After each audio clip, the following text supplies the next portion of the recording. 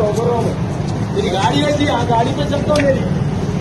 इधर तो मेरी गाड़ी है, गाड़ी पे चलता हूँ मैं। तू जबरदस्ती कर रही है, पूरे होना बोल के पूरे लोग देख रहे, जबरदस्ती कर रहे हैं। आप बोल रहा हूँ भाई, मैं नहीं भाई, जबरदस्ती कर रहा है तू मेरे साथ, जबरदस्ती कर रहा है तू मेरे साथ। तेलू कर रहा है ऐसा, मैं क्या करा भाई? जीने दे दो मेरे को, मैं बहुत परेशान हूँ।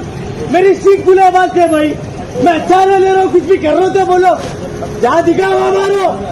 चलो मैं मेरी गाड़ी पे चलता हूँ, मैं गाड़ी निकालो, ये तू चलता हूँ, चलो गाड़ी भाई। आप वही तो कल रात में करीबन 11:30 बजे के वक्त पे अंबा टाकीज़ के सामने कुछ नौजवान वहाँ पर ठहरे हुए थे। तो वहाँ पे जो लोकल पीएस लगता है आसिफ नगर पे, पीएस वहाँ का एक कांस्टेबल है भैरवनाथ बोल के, वो वहाँ पर आया और इन लोगों ये बच्चों को वहाँ से हटने के लिए कहा। और जब ये बच्चे हट रहे थे तो उसने सख्ती वहाँ पे इस्तेमाल की और ये वो बच्चों से गाली गलौज करना शुरू की। और जो बच्चों ने ये कहा कि आपके बोलने पे जब हम जा रहे हैं तो आप गाली क्यों दे रहे हैं, तो उस जाहिल ने उस बच्चों पे हमला किया, लाठी से उनको मारा, जिसमें एक बच्चा जो राशिद है उसके सीधे हाथ की हड्डी टूट गई और लाठी से हाथों से मारते हुए उसे इंजर्ड किया गया। रात में उनके घर वालों ने उन्हें उस्मानिया हॉस्पिटल को लेके गया और वहाँ पे ये बताया गया कि उस हड्डी को सीधी करने के लिए उनका ऑपरेशन करना भी पड़ेगा और बड़ी सीवियर इंजरी है।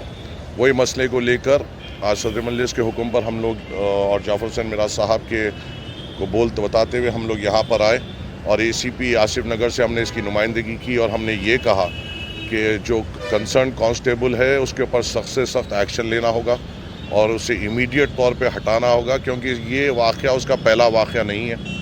लॉकडाउन में भी एक कपल के ऊपर उसने ऐसी जुल्म किया था और एक आदमी पे उसने हाथ उठाया था जो राशन लेने बाहर निकले थे।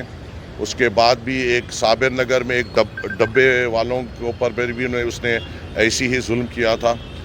ये रिश्वतखोर थोड़े लोग महकमे में आ गए हैं जो लोगों पर जुल्म कर अपना घर चलाने की कोशिश करते हैं।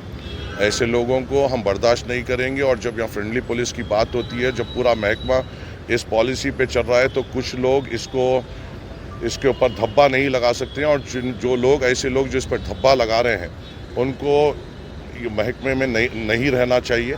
और हम यही दरख्वास्त लेकर हम एसीपी साहब का आए थे और हमने यही मुतालबा किया है कि ऐसे लोगों को हम भी बर्दाश्त नहीं करेंगे और आपको भी इक़दाम लेना पड़ेगा। और कल उसने ये बच्चे के ऊपर मारा, लाठी तोड़े और इसकी हड्डी तोड़े बाद से फिर उसने खुद जाके कंप्लेन की कि बच्चों ने मुझसे बदतमीज़ी की। मैंने एसीपी साहब से कहा ठीक है, उसकी भी कंप्लेन लीजिए और इनकी एमएलसी के हिसाब से इनकी भी कंप्लेन लीजिए कि क़ानून बड़ा वसी है और हमारे को मालूम क़ानून पे एतबार भी है। हम उस बुनियाद पे जाते हुए उनकी नौकरी के ऊपर भी ला सकते हैं भला, क्योंकि जुल्म वो नहीं कर सकते हैं।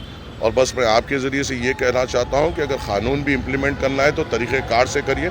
किसी को ये हक़ नहीं है कि लठ इस्तेमाल कर सके या हाथ इस्तेमाल कर सके। इस चीज़ का एहतियात करिए और आवाम से खुलूस और मोहब्बत के साथ अपनी बात रखते हुए अपने लीगल तरीक़े को मनवाने की कोशिश करिए, ना कि ज़ोर ज़बरदस्ती से।